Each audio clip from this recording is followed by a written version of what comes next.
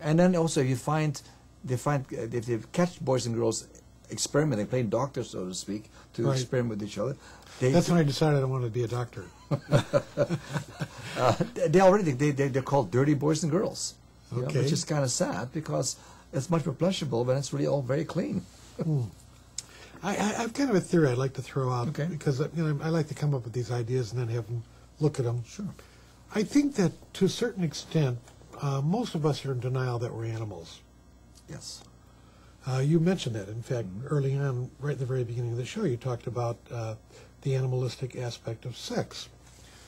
And if you think about it, if you watch two people having sex, if you were to look at them, they're not acting in a sophisticated way necessarily during the actual sex act, but they're pushing and pumping and thrusting and grunting and sweating and all the things that take place in sex for the two partners. It doesn't make any difference because they're experiencing. But if you're watching them, you're like looking at the two dogs that you just talked about in the schoolyard. Right.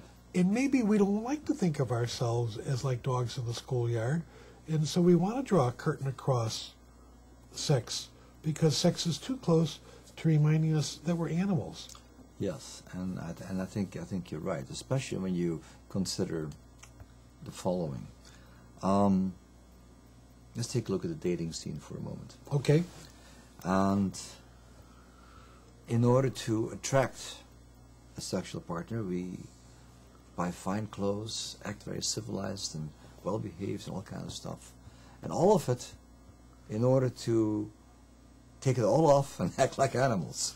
We're enhancing our chemistry by covering our bodies with a new skin, so to speak, that shows that we're virile and we're capable of reproduction. Exactly. Right. Exactly. Now, we've done some studies on children observing adults having sex. All right. And they interpret as the adults hurting each other. Violence. Right. I'm familiar with some of those studies, yes. And so right there, it's like cognitive dissonance takes place there. Right, because of the thrusting, the pushing, it looks like they're fighting. Exactly. And also the moaning doesn't sound like... moaning. I mean, it's not like happy laughter. They might have it afterwards or before, but not during. It's interesting.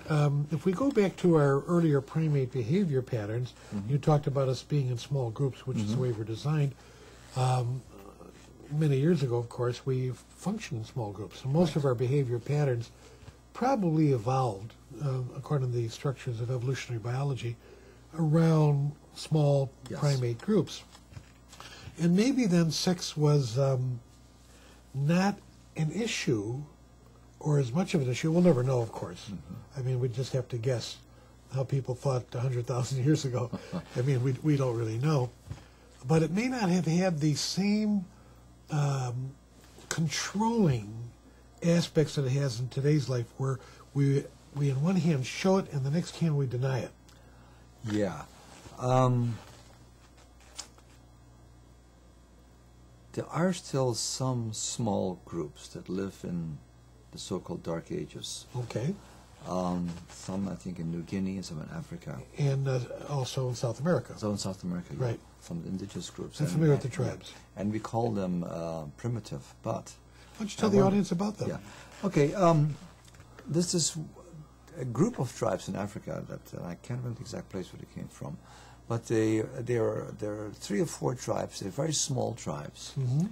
And they get together about once a year. All these 4 or 5 tribes get together. Okay. And they exchange partners. Okay. And they have open sex with them, what have you. And in so doing, they this is a little off the subject, but I'll get back to it in a second. In so doing, they guarantee genetic variation. So we don't get all the inbreeding takes place that way, number one. Well, actually, which is a very healthy thing. Yes. And tell the audience why. And because if we breed with the same people, let's say the same group of 25 people, all of our mutations will then get enhanced rather than mutated out. All the recessive characteristics come out in the open. Come out in the open and actually will kill off. They will kill off the species, absolutely. Right. Yeah, or that will kill off that group. Right. So by mixing the gene pool up, we prevent it from happening. So that's interesting that these particular tribes are engaging without knowing about eugenics or genetics. they're engaging in gene swapping, so to speak, and engaging in a way which enhances their tribe's survival. Right. Maybe they're not so primitive after all. Well, there's something that you're reminding me of, the recent article, you may or may not be familiar with it, on novelty in sex. That what attracts us in sex and enhances sex is always the novelty, something new. Mm-hmm. And novelty is the thing that drives males to look at new females, one after another after another, and perhaps vice versa for women. I can't speak for women, you know. Right. But novelty would also be the type of thing that would enhance genetic diversity. Ah, interesting. And one other thing, Kinsey taught us that what we thought were marriages where people didn't cheat on each other, even females in so-called conservative America during the 30s and 40s were cheating on their husbands. And there's a recent statistic. Yes. I don't know the exact number. I know. What is it, 15%? Yeah, 15% of the children in families don't belong to the father. Not from the father. Now that's in the U.S. That's the U.S., yeah. So does that tell us that there is a very powerful genetic characteristics for novelty which does enhance the species? And absolutely. One other thing I want to add to that, even when the bird's away, the female will play. In many nesting birds that are monogamous, when the male is out hunting, sometimes the female will seek another male to enhance a diversity in the eggs. That's right.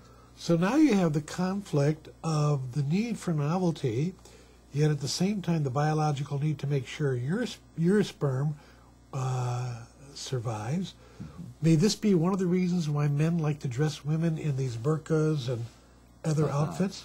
Yes, this is an interesting thing. I just you touched on a number of things, which I give you a lot here. Yeah, you feel a lot of stuff here that's really interesting. First of all, from a evolutionary perspective, biological evolutionary perspective, monogamy is not a good idea. And if you look at on nature shows about lions and all this kind of stuff, you see the strongest lion getting all the females until that lion's genetic material gets a little decrepit and old, and then a stronger, younger lion comes up, and the females go to that. Okay. So they select the fittest, the healthiest. They can best guarantee the best healthy offspring. That happens to already. Among humans, though, maybe it's the Armani suit that looks like the strongest. Well, well, in human beings, in the early caveman days, that was not different. The strongest, most viable caveman, who could bring the most meat home and also was healthy, would produce and give the women the best offspring. And meat was, of course, important because that provided iron. That's right. Which the female needed much more than the male. Absolutely. Okay. So the strongest male was then also selected by the females, who got the females that they wanted. And it's interesting to note that the way we look at strength has changed over the years, because today Bill Gates would be looked at the strongest caveman because he can provide the most, or something most like meat. that. Yeah, he can definitely buy a lot of meat. Exactly. Yeah. Now, monogamy. There's a book out called The Myth of Monogamy, and this is not a tawdry book. It's a scientific book that I think maybe some of the information you got came from. That looked at the genetic material of offspring, and looked at what we what we believed to be animals who paired for life. It turns out that although they may have paired for life, their offspring weren't from the life paired parents either. And this goes across the board. It's just amazing. It's quite a piece of work. Now, monogamy itself is an invention of males, not females. Right. And it's to the male benefit. Well, yeah, because the males didn't want to be raising someone else's offspring children. that wasn't theirs. Right. Okay. So that's how it came about. And for the female, it's always going to be half hers anyway, no matter what. Exactly. And that's why. Knows. That's why. And you know, and so interesting. Like, you know, in some ways, the most that is what Freud was right, but the primary caretaker.